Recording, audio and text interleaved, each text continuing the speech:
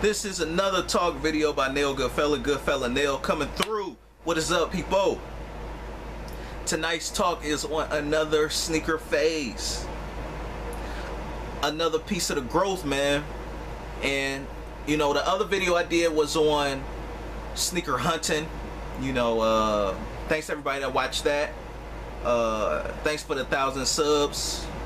Still growing, 2 to 3 subs a day. Somewhat, you know, or 1 sub a day. You know, I still love it though, man. I appreciate anybody that look at my videos, listen to them. But anyway, so this video is about the sneaker phase, about being more selective with kicks. This is one of those important pieces. And the reason why I'm kind of like spacing my words out is because I'm just trying to get out the right thing to say to you guys fully. Like, I know what I want to say. I have the idea, but I'm just trying to get it out in words, like to best illustrate it to you guys. Okay, so let's say you've been collecting for 3 years. Let's say you got 100 sneakers, and maybe you in a small room. You don't have that much space to collect. See, the thing with that, number one, if you start and you already don't have a place to store sneakers, and you just start like a lot of people do, you know, obviously there's nothing wrong with that, because I've even done it when I've stayed with my mother and stuff, you know, back when I was younger, obviously early 20s. My sneakers was actually starting to fill up my room, and at the time I only just had like 30 something pair at the time. My room wasn't big, my bedroom wasn't big or anything. I didn't have any extra storage or space. My closet wasn't hitting for nothing, because I got clothes and, you know, I had that stuff in there. So, you know, as my sneaker collection grew, went to 50, 100, and to where I'm at now, I didn't even do a count yet. I had to at least be like over 200, touching 200, or probably over 200 right now. I really don't too much care, man. I like, you know, when you first start out, you getting into that quantity realm because you want to get more sneakers for your buck versus just 3 expensive premium kicks. I believe that, me personally, I believe that every sneaker person should, when you first starting out, yes, you should indulge and get as many kicks as you want.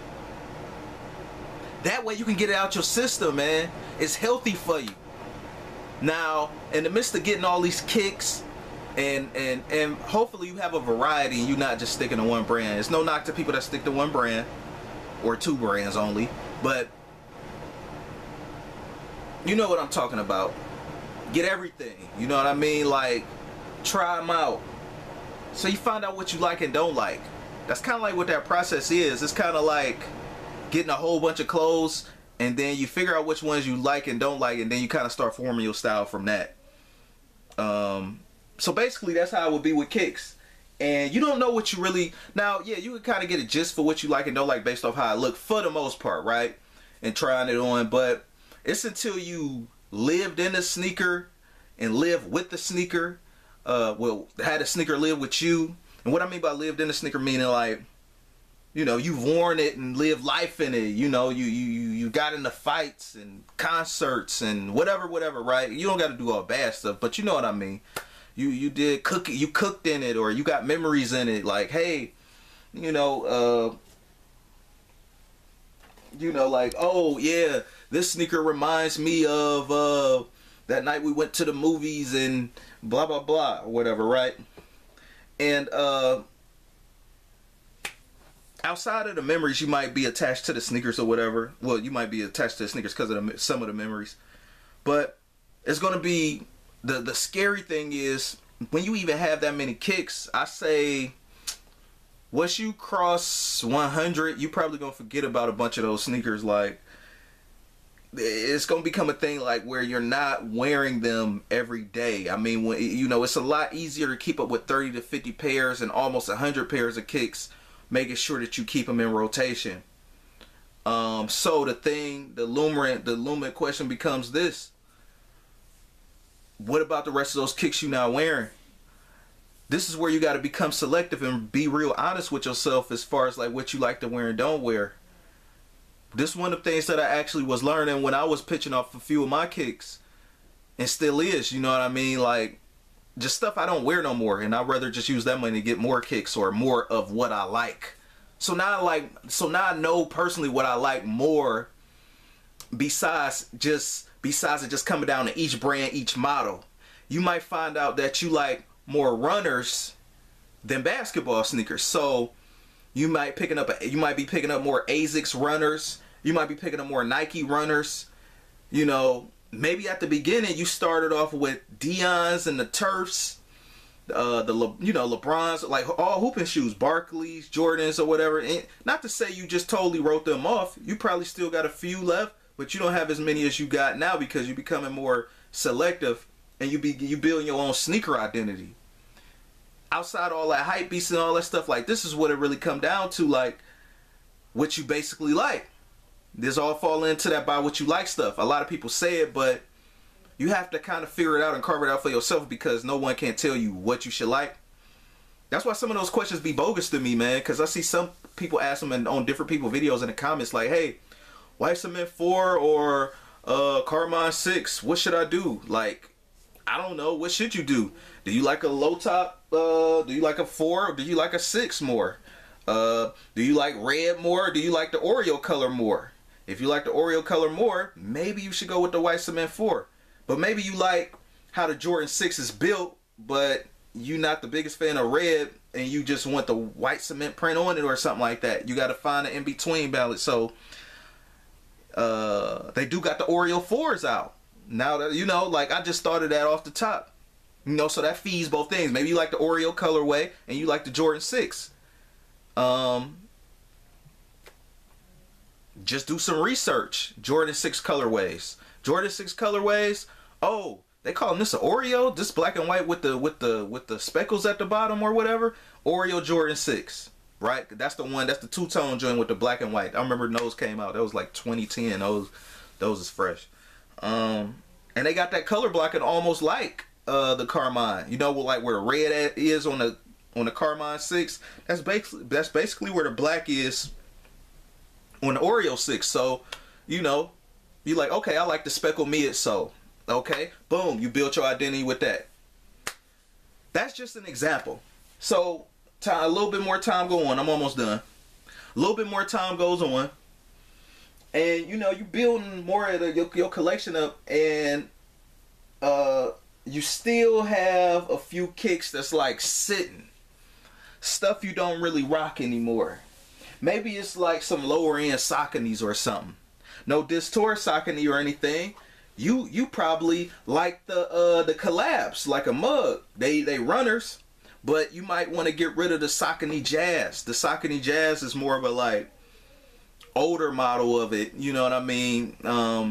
Maybe some people like it, some people don't. Well, just in this example, let's just say, hey, you like, well, okay, I get rid of my old Sauconys, the old runner Sauconys, but I keep my collab Sauconys or more of the premium ones, because these are the ones I naturally gravitate to when I want to wear them, because they just more different.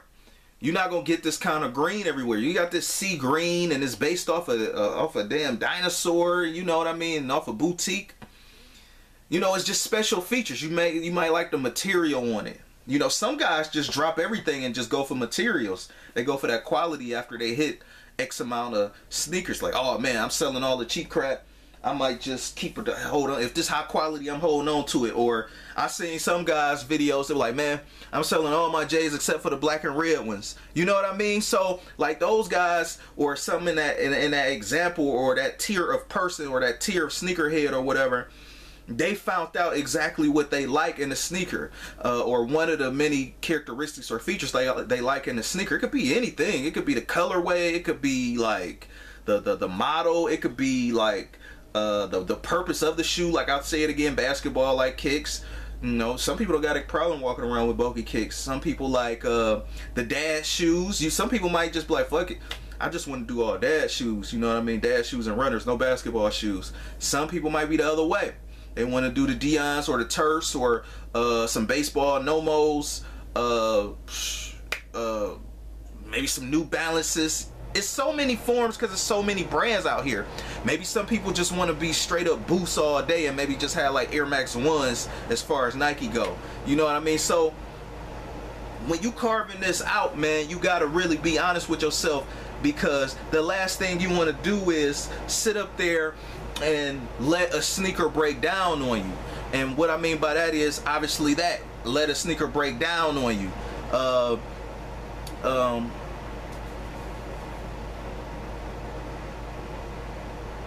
It's always this thing like, if you wear it a lot, it could break down. If you don't wear it enough, it could break down. So that's the worst thing that can happen. Provided if you're not a restorer or a professional restorer or whatever, or if you ain't got the skills to restore, I would personally just get rid of those kicks. When you sit down and think how many 365 in a year, sometimes 366, 12 months or whatever, it's only but so many pair of kicks you're gonna wear. And when you sit back and think about it and you go through your sneaker collection, you will find sneakers that you forgot you had. You'll find sneakers that you didn't even wear for a long time. Sometimes when I find sneakers that I ain't wear for a long time that I actually still like, I actually sit them out on the floor so I can wear them the next day or that day. Like that just recently happened with me with the AirTech Challenge joints, the clays. I like those shoes, but I damn near forgot about them, to be quite honest with you, because it's like, it almost kind of tie back into my other video talking about, is your sneaker collection overwhelming you? So it's just best to sell the kicks while they're still in good condition to be sold, versus, you know, you open that box one day and you like, what the f going on? And you know, the air bubble foggy, the back blown out, look like a busted tire, all that foam bust all out, and you like, I can't even sell these now. So then we give you the benefit of the doubt. Maybe you try to restore. Okay, I'm gonna get a Dub Zero and flip the sole on it and the midsole and just do it. Now, hopefully you do a good job so you can either restore it for yourself or whatever, so you can keep it or sell it. Not everybody do a good job, to be honest with you. So I know this talk video kind of went on, but I actually like engaging with y'all. I like hearing the comments. We can agree to disagree. So what do you guys think? Just to wrap it all up, before I head up out of here, this is a sneaker phase. Sneaker is another sneaker level.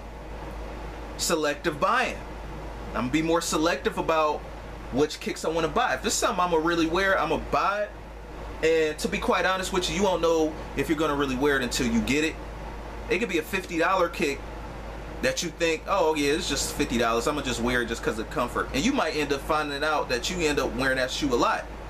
Maybe you like that shoe. It's okay to like a low tier end shoe, or a shoe that's not going for all this crazy money. I think that's kind of like a connotation like a lot of these sneaker dudes get, like they gotta like the most expensive sneaker. If you like a Fire Red 5, man, you just like a Fire Red 5. You don't have to like the Fresh Prince of Bel-Airs, or you know, the only limited joint, you know, the only Fresh Prince sneaker without the laces. Like, man, miss me with all that hype beast stuff. So get rid of the kicks that you're not wearing and be more selective with your buying process. Sell the kicks before they break down on you. Tally up what you wore for the year, or if you've worn it for the year. If you haven't worn it for a year, it's probably a good chance you ain't gonna wear them again. So get rid of them while you can. That's my message for tonight, though. Rate, comment, and subscribe. Peace.